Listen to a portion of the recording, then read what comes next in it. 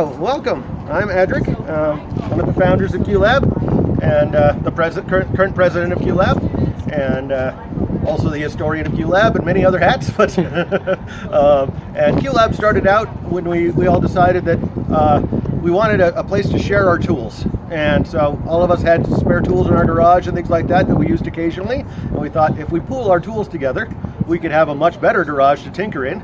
And so we started out in a little 1,400 square foot place after about a year of chit-chatting and a little bit of fundraising and other things, and decided to pool our tools in there and have an area where people could compute and work on electronic things and a bit of a tool space. And about 5 years after that, we moved into about a 1,100 square foot space and have continued this process. We now have quite a bit better than your average garage worth of tools, but it's quite a shared space, which includes everything from metal shops and wood shops to textiles areas to screen printing to laser engraving and cutting and all those fun things. And we'll go ahead and give you guys a quick tour through the place. All right. Whoop. Hold those cameras as still as possible. They do have an anti-shake thing, but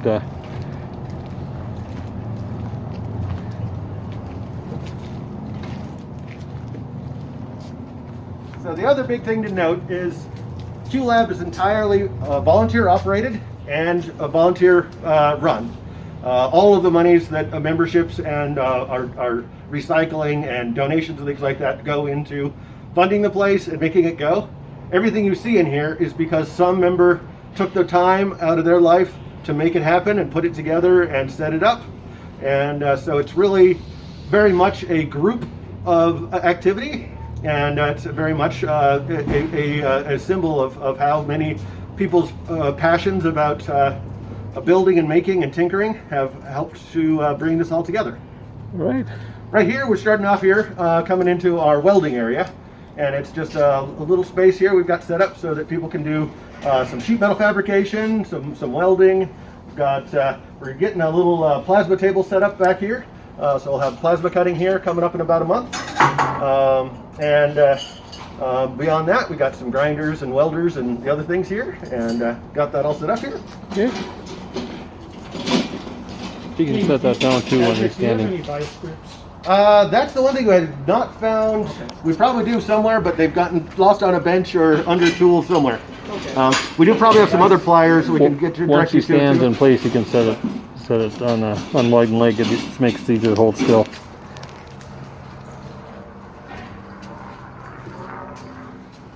Here we are in the heart of our wood shop area, and throughout the wood shop we've got quite a variety of tools, everything from wood lathes and sanders and planers and joiners and chop saws and table saws, and of course workbenches just to work your projects on.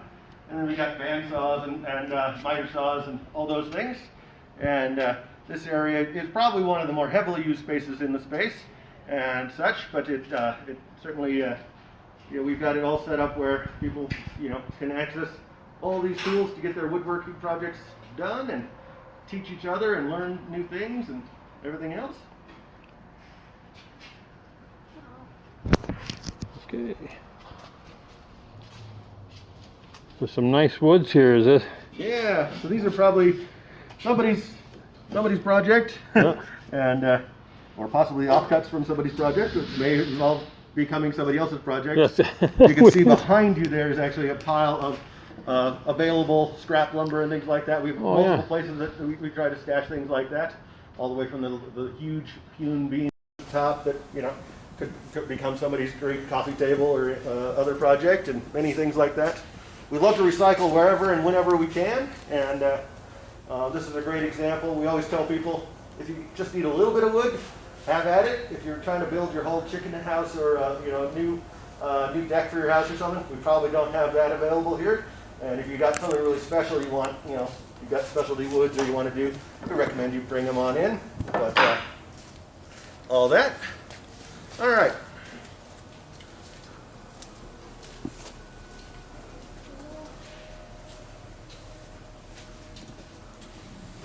Back there. Let's get past you here.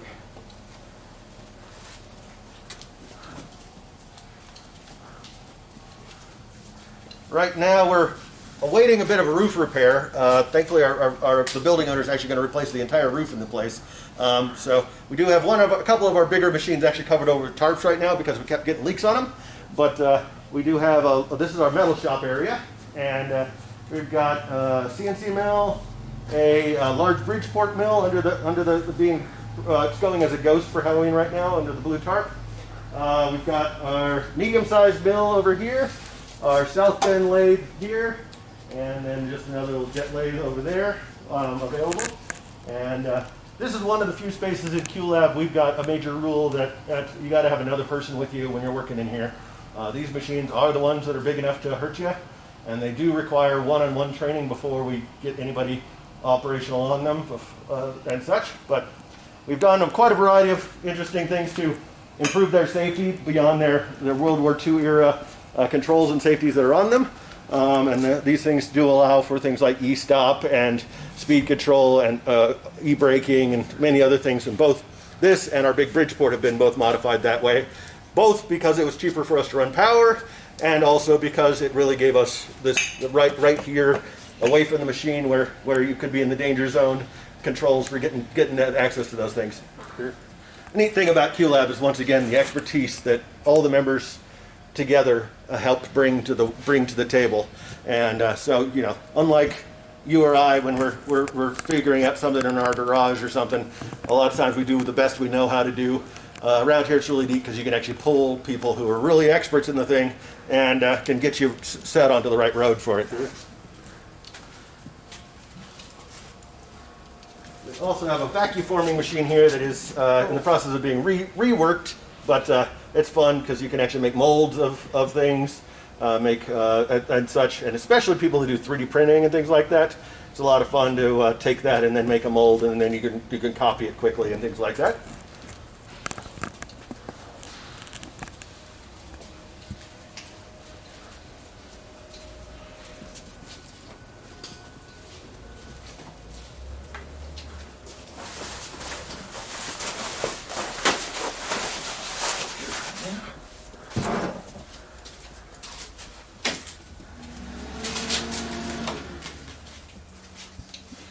This is actually one of our smallest labs in the space. It is our darkroom. It is a classic, mostly black and white film photography darkroom, although we have had members do holography, laser testing, quite a variety of other things. And we have quite a stock of new old stock chemicals and film and equipment available for folks to get started on photography at any time. Behind the door there, where one of the folks is filming, is our lending library of cameras and lenses and experimental cameras and things like that. And once again, this is just a fun resource to get people either back into the hobby of photography, or for some people, it's the first time they've ever played with chemical photography, now that digital reigns king. And there's a fun art to it and a fun science to it, and it's both a mix of chemistry and science. Wow, those take me back. Yep. This room takes me back, just the smells. Got a little bit of fixer smell and a little bit of developer. We've got a member who's made this amazing camera. It's huge. It's designed to have basically full poster-sized paper in the back of it. Mm-hmm. And then the back of the camera can come off and become its own developer tank. Wow. And it shoots direct positive color. He shoots these portraits of people that are bigger than life, this big, and so it's amazing. It's really neat, and it's kind of neat because, unlike everything else where it comes into a negative, and then you work on printing the negative onto paper and everything else, this is, basically one major step with a couple chemicals, and you pull out this poster that you dry off, and it's really neat. Wow. And it's neat to see the detail once things are blown up that big, and the contrast and everything else. And so that's a fun one. And it's a little bit old-timey because the paper's pretty slow. Yep. So you're standing there for about 30 seconds being perfectly still, like many of the old-timey photographs you saw of people, that had to sit there for 10 or 12 minutes, things like that. My dad was a pastor, and we'd go to these churches where they have the congregation out in front of the church, like 18 whatevers, and one guy would figure out, because of that thing, they'd have to actually do kind of a panorama. Uh-huh. And so as soon as it got past the guy at the end, he would run over to the other side. And then I got to get the mortar and pestle. Yeah. That's the true symbol of craftsmanship. The power of analog is still strong. Yeah, right. Or one of our past captains put that out there. And once again, it's kind of neat, and there aren't very many public access darkrooms available here in Albuquerque anymore. Well, they gotta be a dying breed. And so it's kind of fun. Yep. All right. Oh, and here's apparently. There's some of those shots that people have done. Yep. Yeah.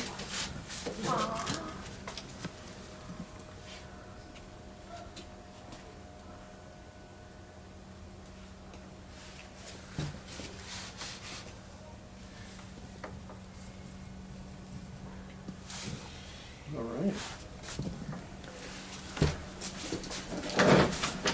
All right. Now we're going to go on, Indy. But wait, there's more. Oh, there's quite a bit more. Okay. I warned you earlier when I said it wasn't a 5-minute tour. There's no real reason for that. This is our hand tool and small part storage room. And I've been to many maker spaces, and one of the hardest things to deal with is your small part stuff. This is a great way. It democratizes how to deal with washers and screws and bolts and everything else. You know, you've got a few spares from when you've torn something apart or you're done with your project. You find a bin that looks like it's full of the things that you've got, you toss them in. When you need something, you do the exact same thing, and these dump bins are also invaluable because oftentimes you find you want that screw at the very, very bottom of the container. You dump it in the dump bin, you sort around, you find the 3 washers you want that match your project. Yeah, get all done, and then you dump them back, funnel them back into the container and go from there. I've not found a system that works better than this. All those millions of jars or millions of drawers and things like that that people oftentimes have, where you always play the 433 drawer game of figuring out where that screw is. This one is much better, I think. It's a great way that people who don't know the name of the thing, don't know everything else can find and do it.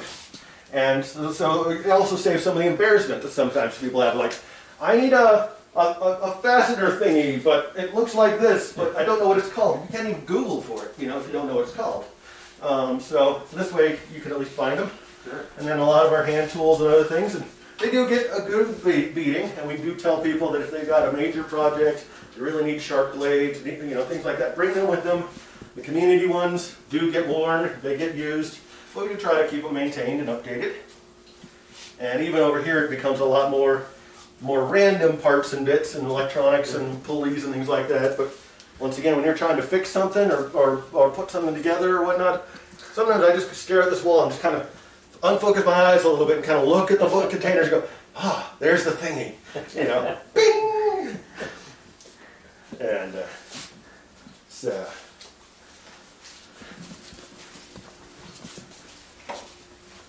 Wow.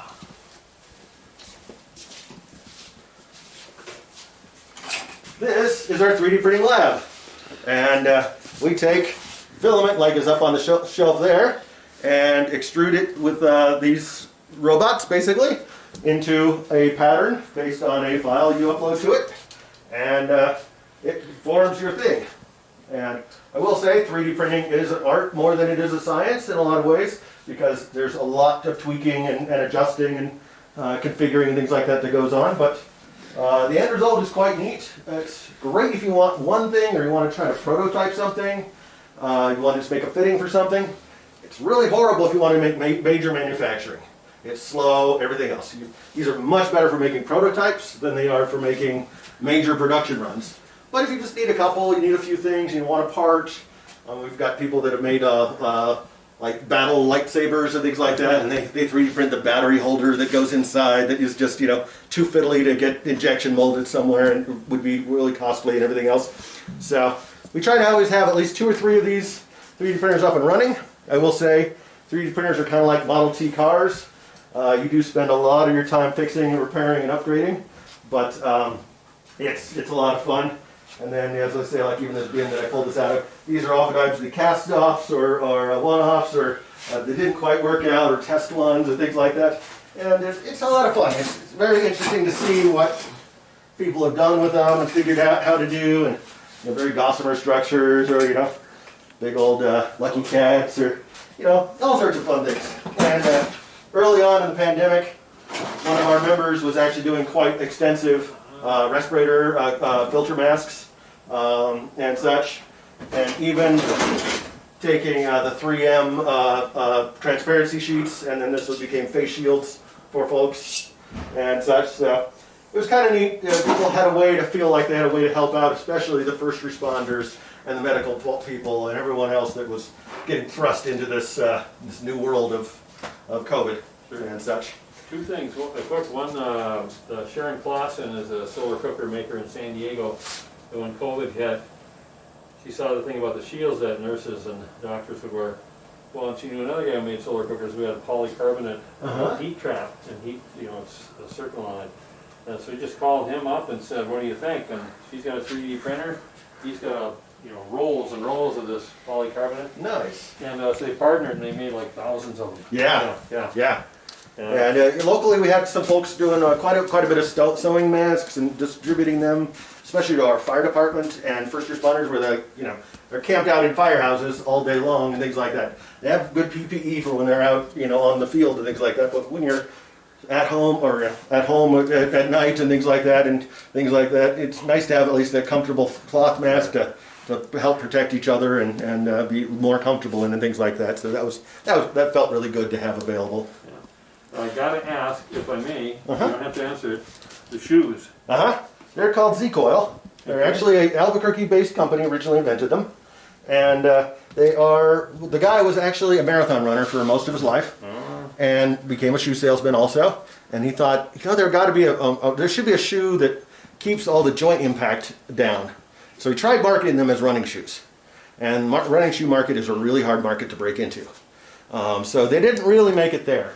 But as he got into his 60s, he realized that they were good pain relief shoes. There we go. And so these are for people that are on their feet a lot, people that have joint problems, security guards, nurses as well, and things like that. And they're pain relief shoes. Zcoil.com, I think, is their website.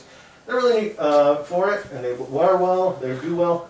I was stricken with juvenile rheumatoid arthritis when I was 9, and I have a fair amount of joint damage and cartilage damage all around, and they make a difference at the end of the day. They really do. I've got sandals, I've got boots, I've got these shoes, all in the Z-Coil style, and if I wear them at the end of the day, it cushions me enough and kind of takes some of the impact out enough that I'm not totally beat at the end of the day. But if I wear flats or Oxfords or something else, I kind of feel like somebody's beating me with a rubber hose most of the day. So Well, I imagine you spend enough time here. Here and everywhere else. And it really, they make a difference. I love them, and I'm happy to tout them wherever I can. It was funny, a little quick side story on that one is, way back early after 9/11, there was the shoe bomber or whatever that was on the airplane and things. So the airport started really freaking out about the shoes.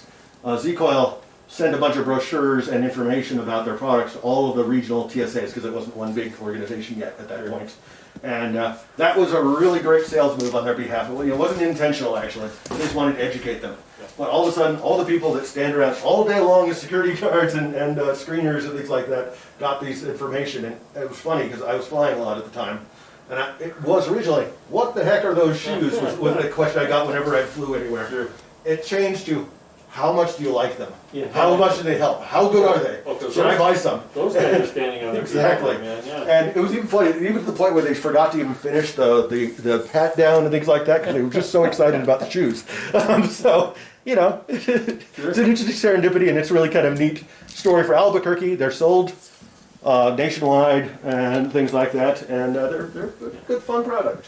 Cool. Okay. Alrighty. What could possibly be left? All right, so we actually have multiple areas. We're gonna go on.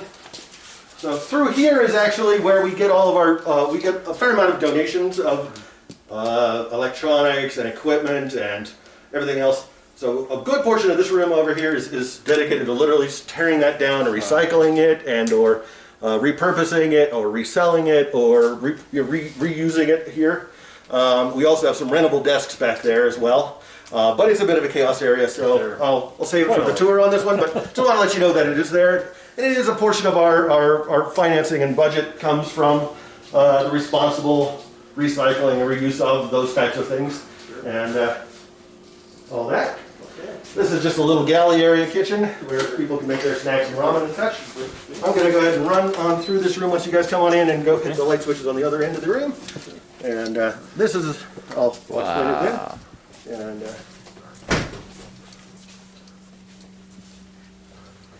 Do you put on classes? we do. Well, we did. Sure, yeah. We're still working on rebooting them with COVID and everything else, but we certainly did for a good while. And we still use this as a communal room, communal space.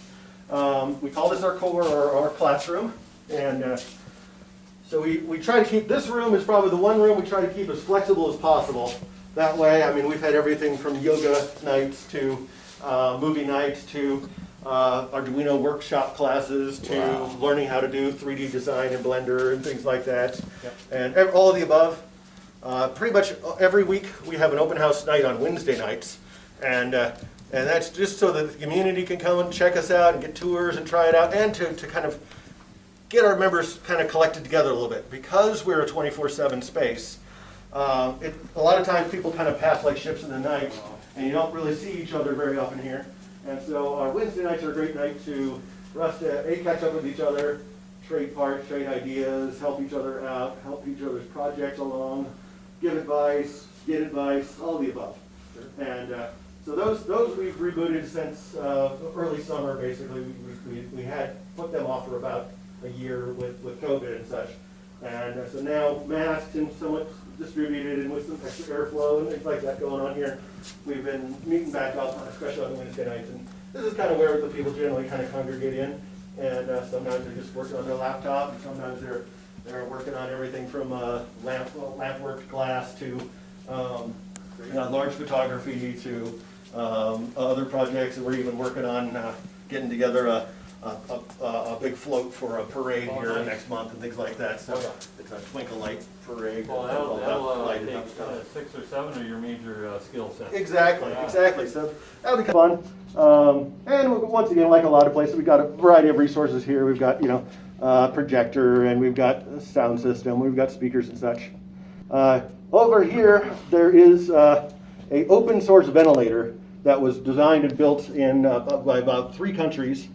Members in about 3 countries early in COVID. The idea behind it was all the parts are either laser cuttable, buyable at a hardware store, or scavengeable from a junkyard. And they kind of worked through a huge lot of all of the block diagrams of it, and they wanted to keep it real simple. No microcontrollers, no custom.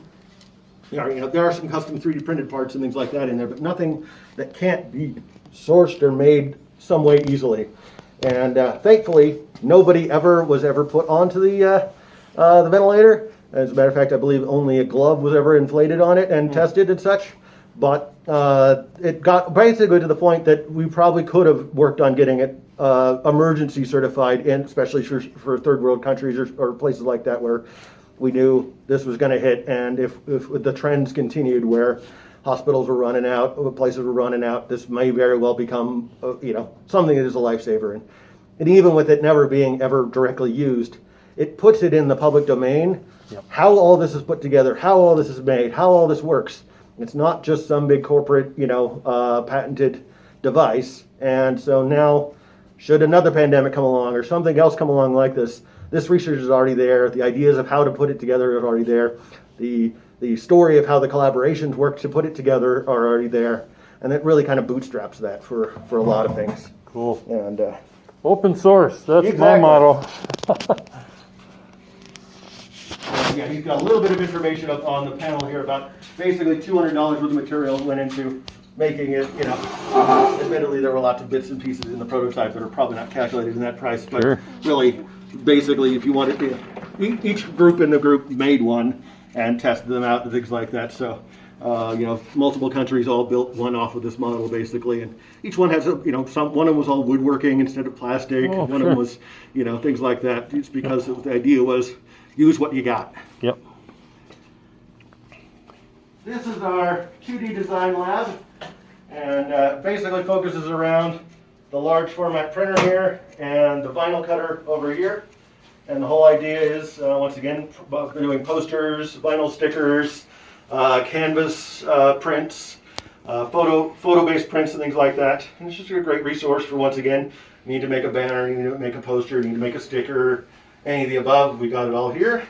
And the printer and vinyl cutter go really neatly together too, because once your design, you can put an additional layer in your design, which is all the cutout patterns, and then you run the sticker, the vinyl through the printer, print it all out, put the registration marks in, put it through the vinyl cutter. Now all your bumper stickers or anything else, bulkhead panels or anything else you want to make, is already got everything cut out the way you want it. You weed out the bits and pieces, stick it on, and you're done. Sure. And this one gets a pretty good amount of use in quite a variety of fields, everything from art to design and sciences and such. Yep.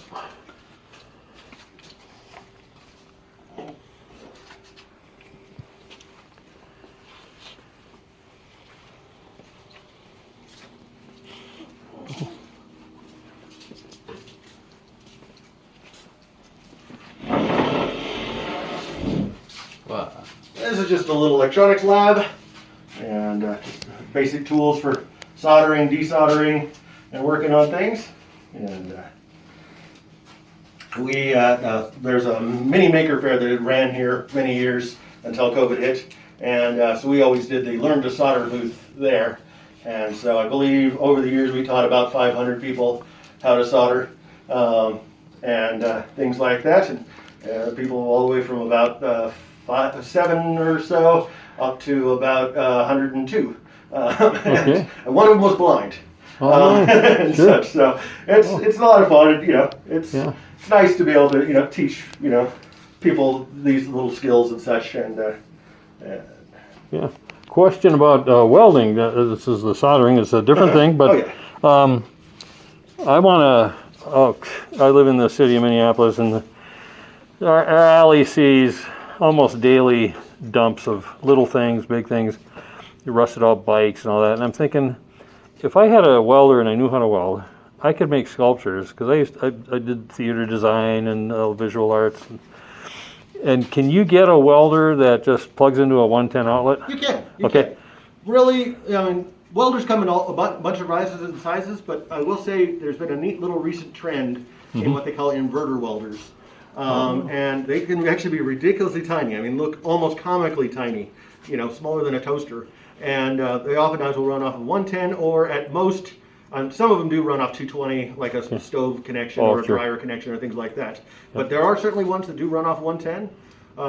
There is a bit of a trade-off you oftentimes get for going for the lower voltage ones. It will oftentimes be how thick of a thing can you weld together, and things like that. But really, the little ones actually work pretty darn good, and you can get them, Harbor Freight and things like that. You can go and get a standard 110 volt one that will do you just fine. Sure. And, and I'm thinking just in like tin stuff, thin, really thin things. Exactly. And, And the bigger ones basically just give you more heat and a faster weld. Is really what the size gives you on some, and more when you have the larger, lower voltage ones. Sure. And so oftentimes, as long as you're willing to go slow and things like that, it's not a problem at all. And great. The only danger can be sometimes, once again, the materials you're working with, you won't know what they are made out of and things like that all the time. Yeah. So there's always dangers that things will be zinc coated or galvanized, and that can give you some fume issues. And then, of course, if they're chromed, that can give you some issues. But both of those, there are ways to mitigate. There's plenty of places online, of YouTube and other things you can check out and find out about all that. Sure. And such. All right. All right, so we got still about 10% of the building Okay. here left. Let's see. Let's do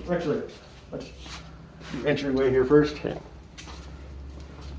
So we usually actually start our tours here, because I call this the shelf of abandoned prototypes. And it is very much. It's oftentimes the bits and pieces or remnants of a project that somebody has done, and usually it's not the final version, because the final version goes home with somebody.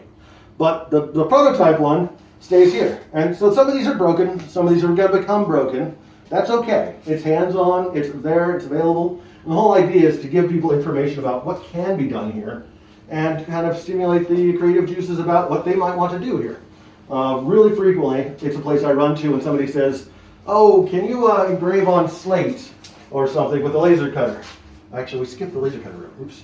We'll have to go back on the way up of that one. But and what 3D printing, or what's a design cycle like for making a robot or whatever. And so here we got from popsicle sticks to the final acrylic version of up here of somebody's project.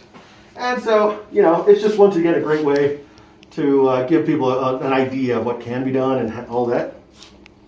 And even like the Eiffel Tower here was cut on our laser cutter and such, and just kind of an example of many things that people can make and do from there.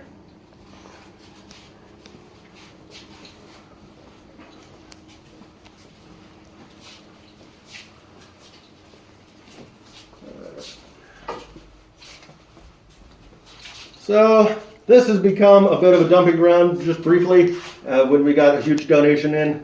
So this is to be sorted and dealt with. But normally, that end of the room is stained glass work. So people can grind and cut stained glass.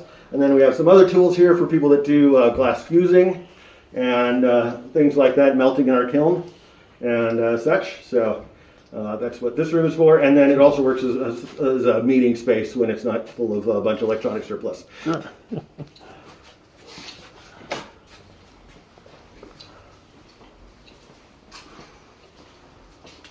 I'll let you guys go on in here first. Oh, I'm going to wow. put the lights on.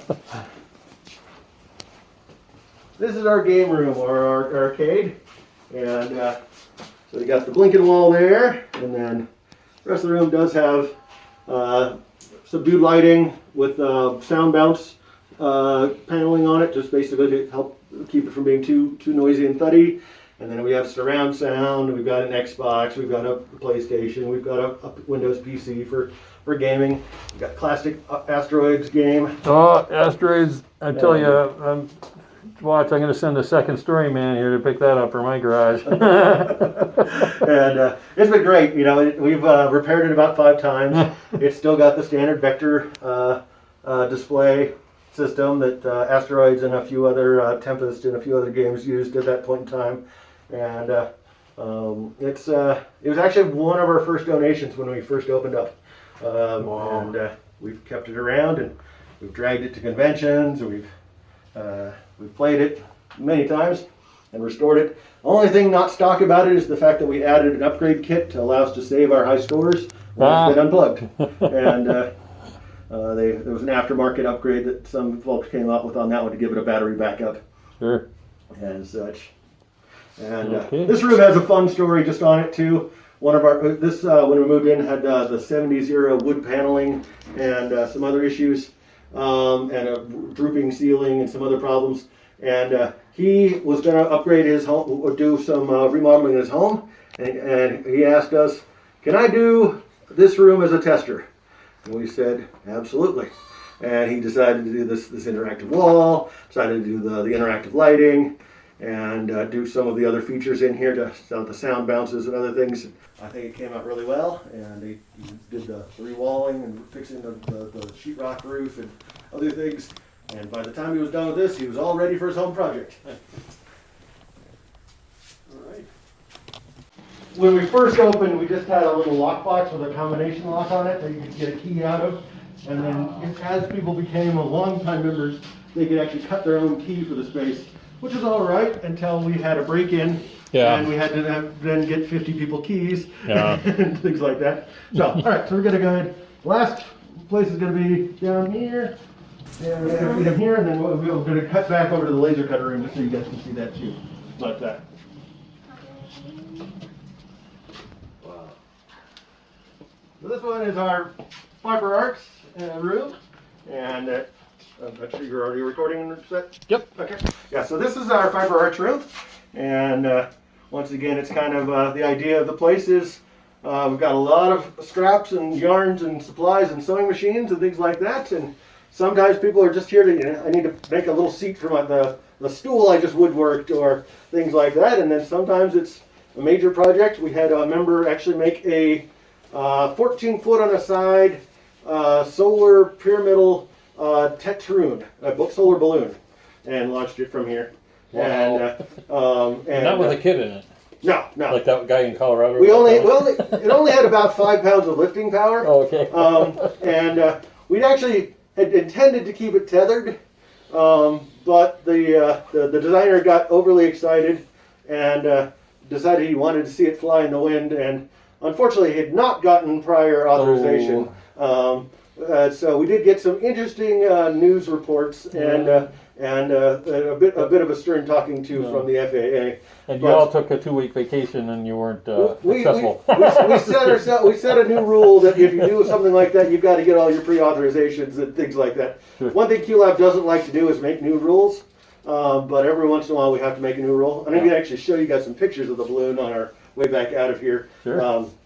Just because it's fun, because once again it's a neat solar thing. He even filled it with solar wind. He used photovoltaics to charge up a battery that he then brought for his blower to blow up the balloon with and such. So it was kind of fun. It was like all solar. And it's kind of neat too because it was basically pyramidal shape with a flat top, so tetraroon is what they're called. And the top panel was actually transparent plastic so that all the sun could come in and hit the walls. And then each of the walls itself was black so that they would absorb and create as much heat as possible. Yep. And he had tried to launch it before during kind of a later spring, kind of early summer time. We didn't have enough heat differential between the atmospheric air and that. And then we eventually launched it in kind of the middle of winter, and it happily flew up. And Albuquerque is known for the Balloon Fiesta, which is one of the world's largest balloon festivals, partially because Albuquerque has what they call the box. And that is different layers of our atmosphere here go in different directions, basically all 4 directions most of the time. And so it was interesting watching this one fly because it left from QueLab, it went north for a while, it went west, it got higher, it went west for a while, and then it started going southeast on a pretty good clip, and just missed our military base. And then we lost track of it. We did have a little cell-based locator on it that either got cold and froze, or fell off, or got into too high of area to actually get cell signal. We're not sure which. It was never, there was a if found package on it that, but New Mexico is a lot of open space, and it just looks like a big trash bag. And so once if it ever did land and get caught in a fence or something, it really wasn't anything noteworthy. I don't think anybody would have thought they'd found the next Roswell alien crash. But it was a fun story, and it all turned out pretty good. And once again, it's kind of a fun solar tie-in for the solar events of today. And such. So yeah, we'll take this hallway down here, and we've got some photos of the balloon and the balloon creator and such here, and with it flying away and such. And doesn't look that big, but this is 14 feet on a side, or closer to 15 feet on a seam. And the funniest thing was news reports of "quote unquote" a blue corn tortilla chip flying in the sky. And so, all right, so we did miss one. Yeah. We missed the laser cutter room on our original tour through, so we'll go ahead and zip back over this way and show you that off, and then we're pretty much all done. All right. This is a little free library that one of our members is finishing up the solar lighting on, and so we're going to have that outside of our building with full of self-help books and DIY stuff and things like that. That means my dad's going to be attracted around here a lot. He loves Does this already have the solar on it, or that's it next? doesn't. He's been working on that a bit. Sure. I mean, But I hear about. each of the shelves will have a little motion sensing solar light on them, so that if somebody comes after hours or whatnot, they can peruse the books. Sure. Because I've heard of solar shingles. Yeah. Yeah. So once again, a lot of this is just cobbling with what we have available and everything else. He did go ahead and take apart an existing big solar light. Yep. And so we're going to duck off to the side of this tool room here. Okay. And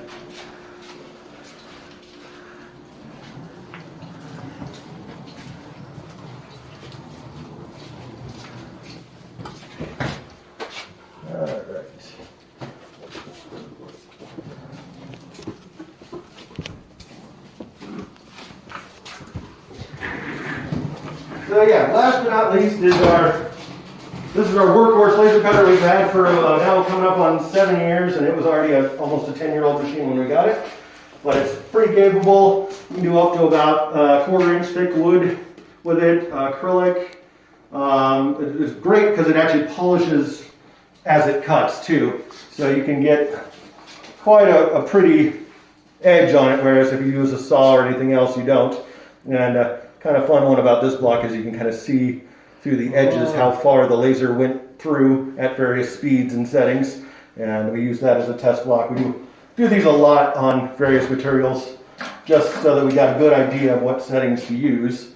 And this one is a really thick chunk of plastic and of acrylic, and we even had to take multiple runs to cut it out of the materials because none of these actually cut all the way through. But it's a great way to let people know what this machine's capable of. That machine is about 15% more, or almost 20% more powerful, and we're working on getting the ducting and everything else set up for getting that one up and online as our second laser cutter. And laser cutters are neat. They can both do engraving and cutting, and you can also engrave on glass, so you can make neat awards and things like that and signs. I love doing mirrors. You just go to the Dollar Tree, buy a cheapo little mirror, panel, and engrave, front engrave on that. Now, oftentimes back engrave looks better on mirrors, but those ones you can just do a quick front engrave on it, put a sign up real quick, and it's like, you know, quick information, thank you to such and such business for donating this, or you know, these are the important safety measures and things like that. He's looking at a neat little panel there where even with the laser at various depths, various settings, you can get quite a variety of effects out of the engraved mode on it. And so we've actually had people make things that were literally look like they were like 10 colors based on adjusting the settings of their engrave and such. And it's a fun way to make things. It's as I say earlier in the tour, I showed you the Eiffel Tower and other things. It's also great for prototyping things quickly. I mean, you can cut cardboard out with this. So bam, you make a design, you get it into a vector format, and just zap, zap, zap, zap, fold it up, try it out. Is that the way I want it to go? You know, and things like that, or go. And we've also worked with a local skylight manufacturer who has a lot of acrylic, and so we get donated chunks like this by the pallet full, and we oftentimes, you know, use that as our free and available materials for members to work from. But there are also many places here in town people can go and buy special colors, special thicknesses, special types of acrylics and things like that. So nice. It's pretty handy. Wow. And that's pretty much most of the areas here at QueLab. Oh, thanks a million. This is great. I mean, this is you're taking an hour and a half or so. You're like, well, wait, this is. Oh, this is the second take. So no. Excellent. Thanks so much.